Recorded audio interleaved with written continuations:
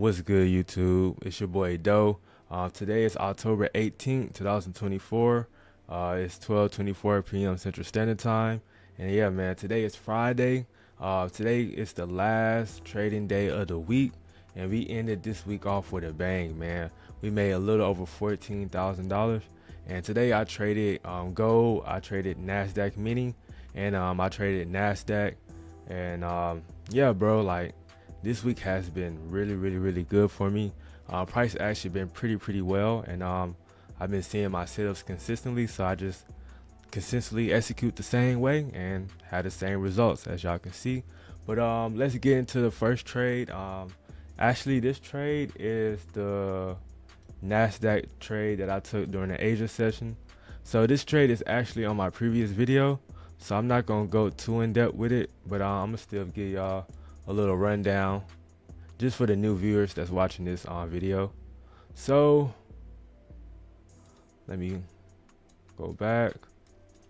So the first thing I always like to do, of course, is check the daily, right? So I seen we had the daily low right here, boom. We had the daily high right here, boom. Price had came down, came back up, took out this liquidity, and it just took out this fair value gap. But just because price previously had this just strong wick here, let me see. Boom, y'all see that? This little wick all the way up here. Every time price does that, expect price to at least trade to take this wick out, or at least 50% of this wick. So knowing that, it gave me more confluence to take buys. And I also noticed on the 4-hour, I believe, yeah, on the 4-hour, hold on the 4-hour, we cleared these lows right here, boom. We also cleared these lows right here, boom. And we had this imbalance right here that price had to fill. So that's another reason why I wanted to take buys to the upside, was because I know price like to fill this full imbalance right here, right? So I went down to the hourly, and on the hourly, I kind of see the same thing. Price had came up into this imbalance, traded back down, came back up, tap into this fair value gap right here, tap into this fair value gap right here, boom, traded back down, taking out these lows right here.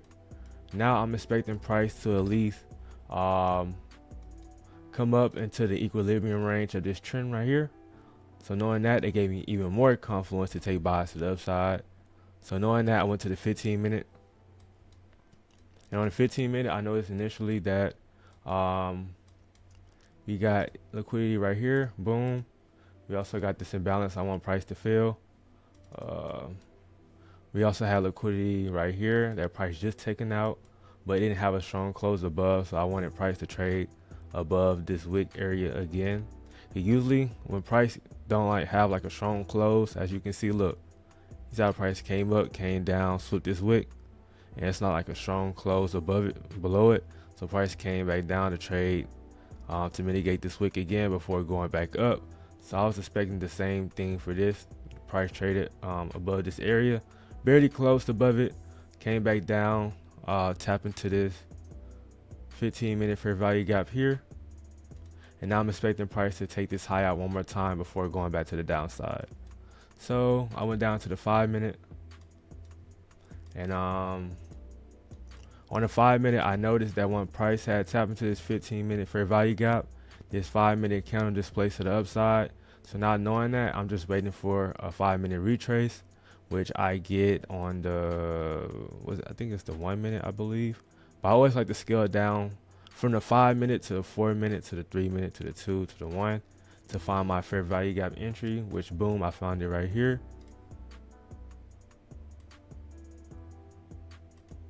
And as you can see, price came down, tapped into it, respected it, came back up, it respected something. So price wanted to trade back down one more time, taking out these lows before fulfilling this true move, which was these highs right here. And I also use my my fib level to kind of map out my TP area. So let me show y'all real quick. So I use my fib retracement tool. So I use this buyer discounter right here to the top of this body of the candle of this trend, and I got out right below -1 standard deviation. I usually would like take majority off my trade here, and I'd like leave a runner to -0.5. But overall, I knew that price was high in premium, which y'all can see. Look, price had been trading up for a while, so I know price was due for a retracement. So knowing that, I just got out right under this -1 standard deviation, and yeah, that's how I caught the NQ trade. As you can see, look, price instantly traded back down. So that's why it's very, very important, y'all, to know when to get out and when to get in the trade. So my next trade I took was on NQ. No, actually gold. I took this trade here during the London session. So let me show y'all. I actually posted this on my story last night. If any of y'all was up, or if any of y'all follow me on my Instagram, which is Dope Trades, I actually posted this exact setup here. And a lot of people was asking questions about how I got this entry. So this is for y'all, man. So initially, I like to go in the daily, like always. Find my bias. So overall, my bias for the day was actually I wanted to be bearish because let me show y'all. These right here is all-time highs, which gold already took out, and we already had traded above this previous daily high right here. Let me put the daily low right here. Daily low, boom.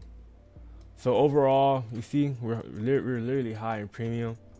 Like gold just been buying like crazy. So I was actually wanting gold to retrace to the downside for the day, to at least I wasn't expecting price to come down here today, but you know, since we're high in this premium range, I was expecting price to, you know, have some type of retracement to the downside.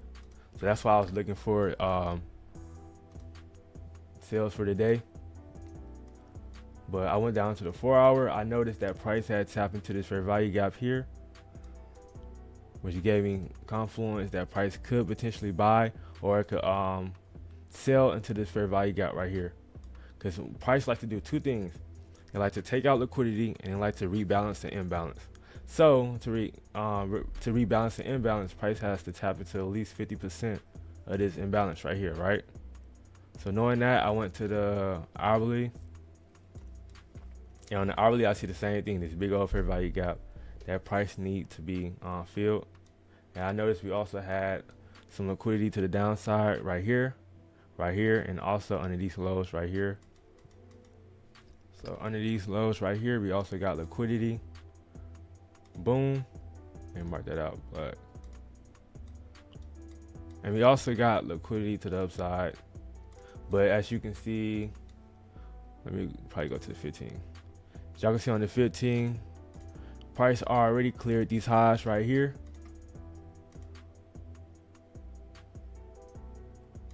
So since price already cleared these highs and it literally displays to the downside, I was expecting price to at least retrace to at least 50%. As y'all can see, I already had this tool marked out.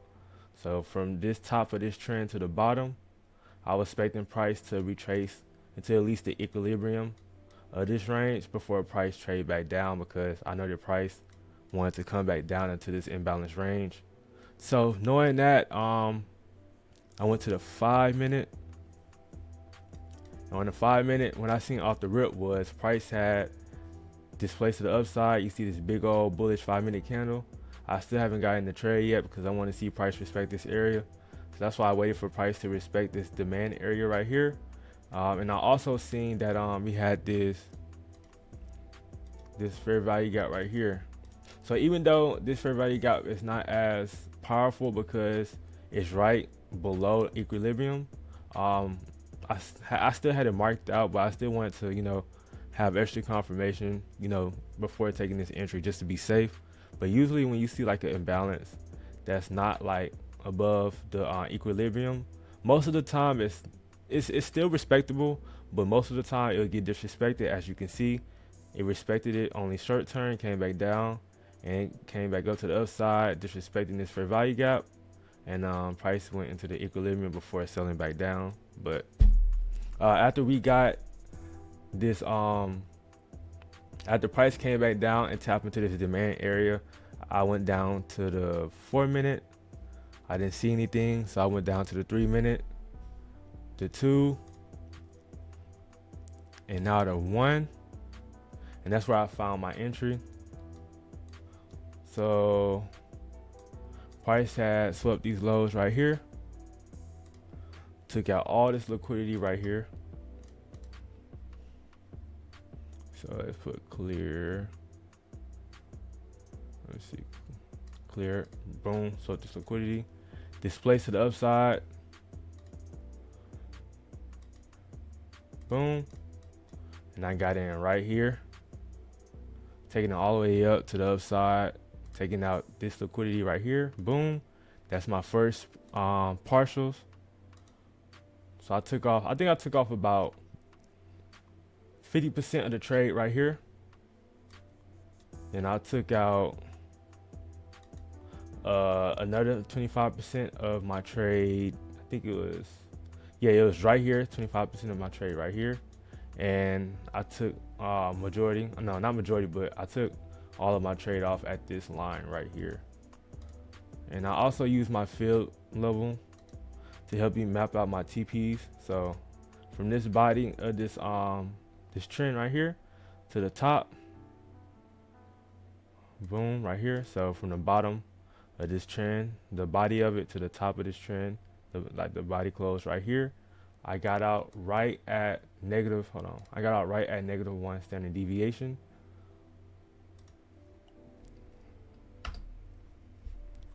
So now for my sell that I took, this is the second entry that I took on gold, because I initially wanted sales to the downside for price to at least come into the 50% of this fair value gap right here.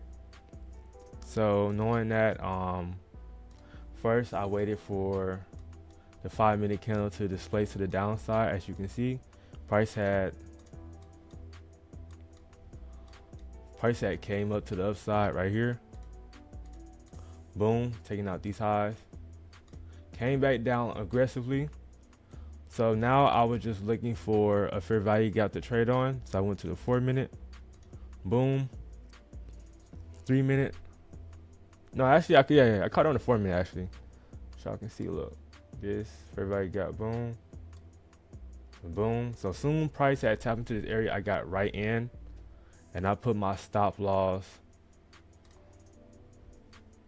right above this this order block right here. And I was looking to target these liquidity zones right here. So I went break even right here, boom, and TP was right under this low right here. So this trade was 1 and 2.38, and it was another trade for 1 and 2. So overall, I caught over like a 1 to 7 so far, because I think the trade I took during the Asia session was a 1 and 3, I believe. So yeah, pretty good. So the last trade I took during the New York session was this NQ mini trade. And the reason why I took I went to the minis was because I already made a good amount of money for the day, and also I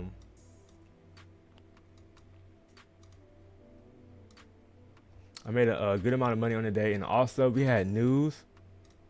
Yeah, we already had Fed news at 7:30 a.m. Central Standard Time, which was the building permits, and we had FOMC at 11:10 a.m. So that's why price action was a little iffy for the day.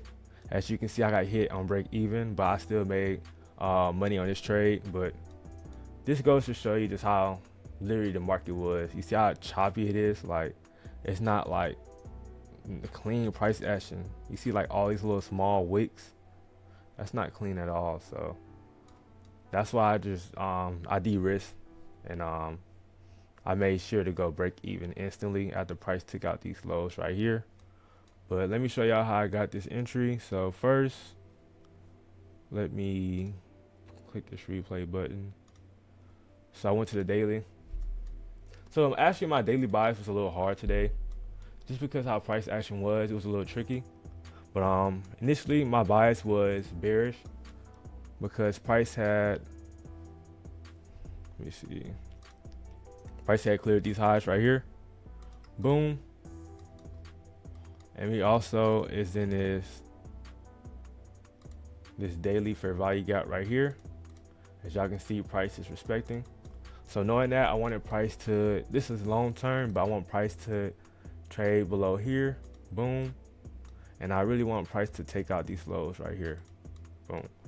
So this is where I initially was targeting for long term, but I really want price to take out these lows too as well. But we're gonna see what the market do in a couple of days.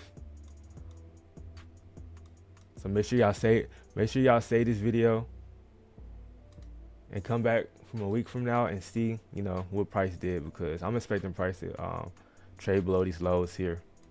But you know, the market do what it wanted to do, so we'll see. But I went to the 4 hour, and on the 4 hour I knew we had another imbalance right here. And just FYI, imbalance and fair value gap, it's the same thing. Just in case any of y'all confused, cause I know y'all will be like, what's the imbalance? What's the fair value gap? It's the same thing. It's just different lingo. But boom, we had the fair value gap right here. Price respected. As you can see, even though this wick traded above it, the body never closed above this box. So it gave me more confluence to take sales to the downside. I also went to the hourly.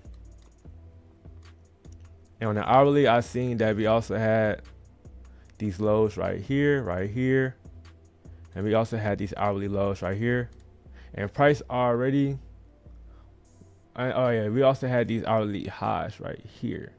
So that's why I was kind of confused for the day, because I didn't really know what area price wanted to trade above or below first. So that's why I went down to the 15-minute, and I seen these lows that I already marked up here, because we already swept these highs right here. We already swept these highs, as y'all can see, this line right here. So now I was looking for price to displace to the downside, which it did. As y'all see that aggressive sell in this 5-minute, and I was looking to target these liquidity zones right here. So what we got? Boom, we got the displacement to the downside. We got a retracement into this candle. Now I go to the 4-minute to see if I see my entry. I don't see my entry on the 4-minute. Go to the 3-minute. Still don't see my entry. Go to the 2-minute. Yeah, my entry is literally right here. So y'all see this little small fair value gap, this little candle right here, this wick right here, boom, and the top of this wick right here. So that little area right there, that's where I got in. As you can see, price came up, took out these internal highs, tapped into here, price traded back down, came back up, mitigated this area, and it came back down here. This is where I took partials right here. I took partials right here, and I also went break even. So I took partials here. I took about 50% in the trade here, and on the 1-minute, when I seen price was respected this area, this demand area right here. See, because you see price came back down, boom, came back up, boom, came back down, but it failed to take out these lows right here. That's why I took another 25% of my trade off right here. So I only had like 25% on my only had 25% of my trade on from this area right here, and I just went break even. So as you can see, price had took us out, and it took out these highs here and this 15-minute high right here before going back down and taking out my first TP that I wanted price to trade into. But yeah, y'all, this concludes the trading recap video.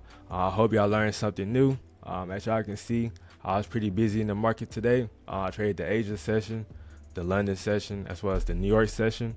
So it goes to show y'all that y'all could really trade any session, long as there's price, long as there's volume, long as there's buyers and sellers in the market.